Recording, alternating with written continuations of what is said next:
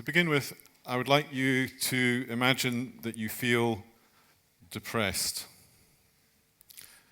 all the time for days and weeks on end,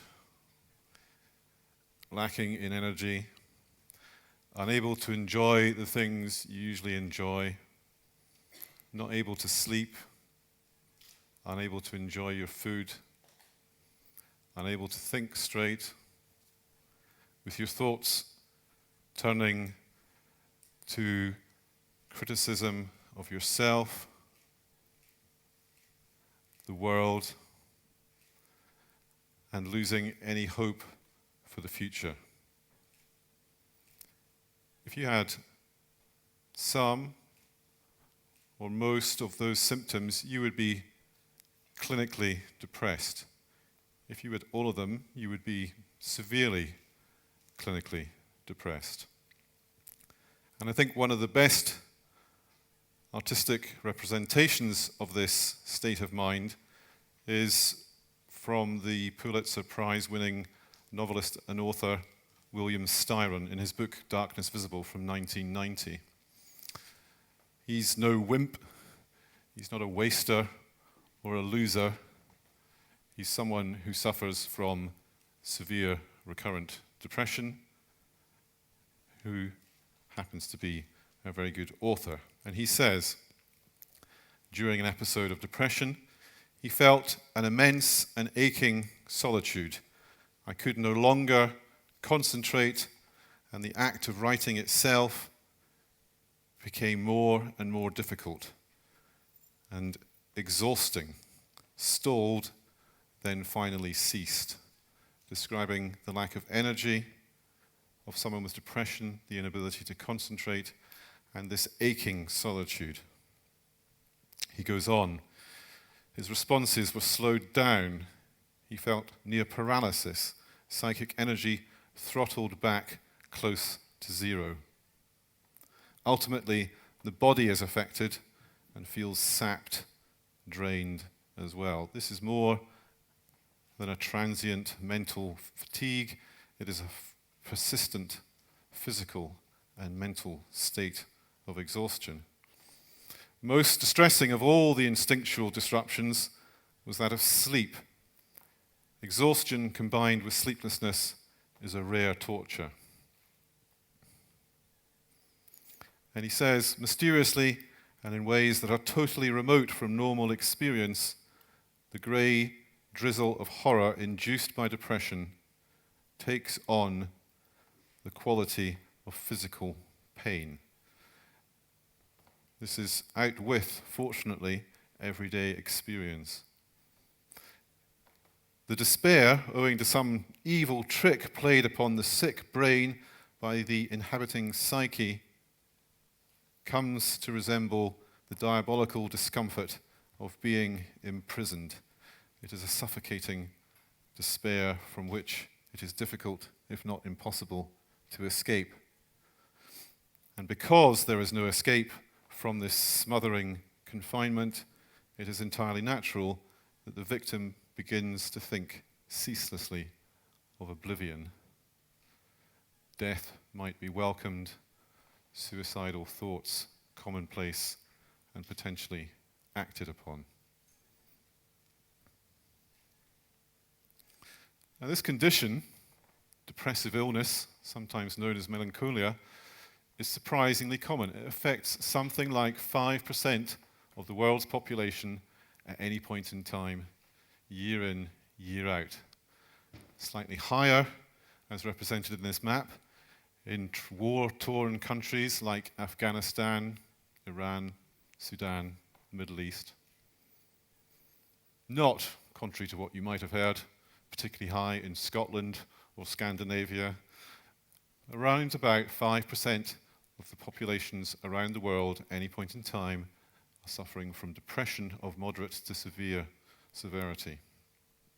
And so even though people feel alone, they are not. They are suffering from one of the most common and disabling conditions affecting mankind.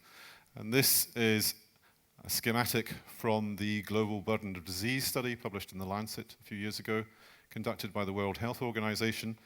And you can see that the section to the right, the largest slice of pie, is all psychiatric disorders. And they, as a group, account for more disability worldwide than any other condition, medical disease affecting mankind. And depression in itself accounts for 10% of all the disability-adjusted life years lived by men and women around the world, which makes it, in itself, about as disabling as all the cancers combined.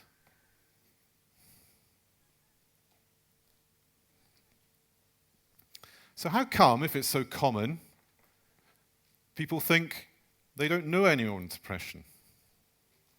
Well, that's a myth. And it's a myth because of stigma, because people don't talk about it. You almost certainly do know someone with depression. They might be the friend who said they couldn't be bothered coming today.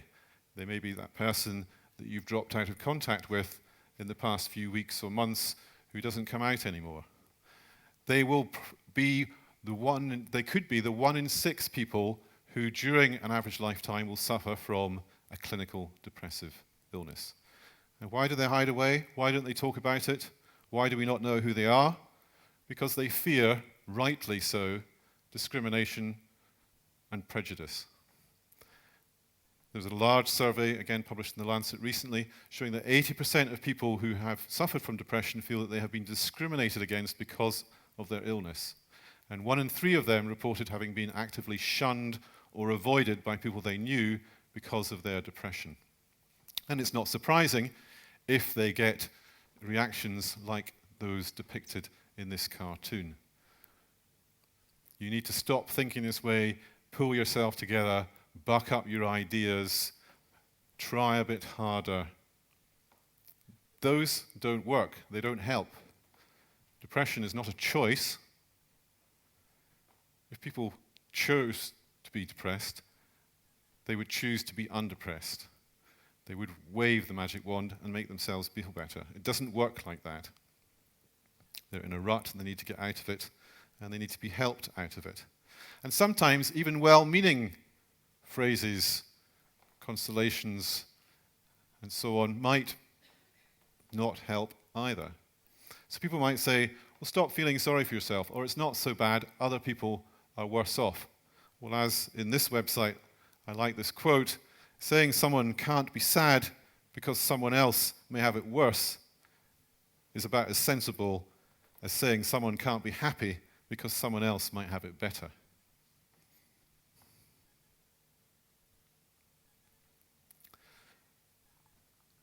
So what should one do?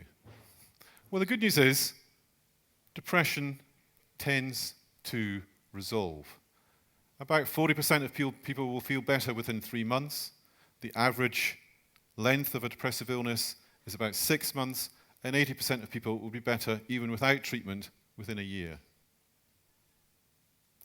Now, if you're in the fortunate position where you can put relationships, your life, your job on hold, you have an understanding employer or supervisor, then that might be okay. Most people will want to feel better sooner than that. And there are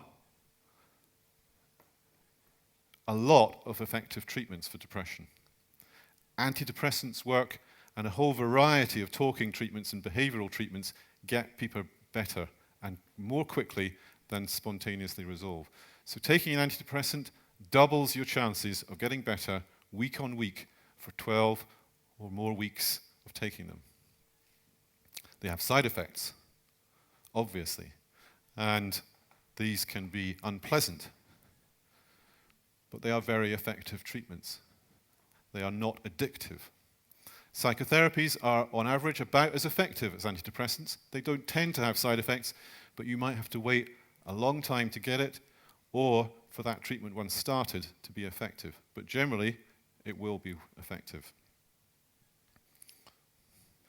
Now, the bad news about depression, as represented by Van Gogh here in his picture, Waiting at Eternity's Gates, is that it tends to recur. And for every 10 people with depression, 1 will have manic depression, as represented by Van Gogh's picture here of the stars at night swirling in the sky. And this, to my mind, has been best represented, literally at least, by Kay Redfield Jamieson, who happens to be a professor of clinical psychology who heads up a department of psychiatry at Johns Hopkins University in Washington in the United States of America. And she describes in one of her very many great books, this particular one is The Unquiet Mind, a memoir of moods and madness. She describes, when you're high, it's tremendous. The ideas and feelings are fast and frequent, like shooting stars. Shyness goes. The right words and gestures are suddenly there, the power to captivate others, a certainty. Sensuality is pervasive, and the desire to seduce and be seduced irresistible. Feelings of ease, intensity, power, well-being, financial omnipotence, and euphoria pervade one's marrow. This sounds great, doesn't it? We would all want to be like that all the time. Except there's hints there. There's hints of a loss of control over this desire to seduce and be seduced, and a loss of control, perhaps, over one's financial propriety. And this is indeed what happens in mania and hypomania. Somewhere this changes. The fast ideas become too fast, and there are far too many. Overwhelming confusion replaces clarity. Memory goes, humor and absorption on friends' faces are replaced by fear and concern, and people start doing things they just wouldn't ordinarily do. They can be reckless sexually, financially, in terms of drug taking, and a whole host of other ways. So Kay Redfield Jamieson describes one shopping spree in London where she spent several £100s on books having titles or covers that somehow caught her fancy. 20 sundry penguin books because she thought it would be nice if the penguins could form a colony together. It's a little bit of a flight of ideas, as we psychiatrists would call it there. There's a logical connection between penguins on a book cover and penguins in a colony, but it wouldn't actually happen in real life. She goes on, once I think I shoplifted a blouse because I could not wait a minute longer for the woman with molasses feet in front of me in line. Or maybe I just thought about shoplifting. I don't remember. So here we have irritability, impatience, inattention, and poor memory. Now the good news is about bipolar disorder, just like depression, it is eminently treatable. And Kay Redfield Jamieson and William Styron are just two examples of how these conditions are common and disabling, but treatable and surmountable. Thank you for your attention.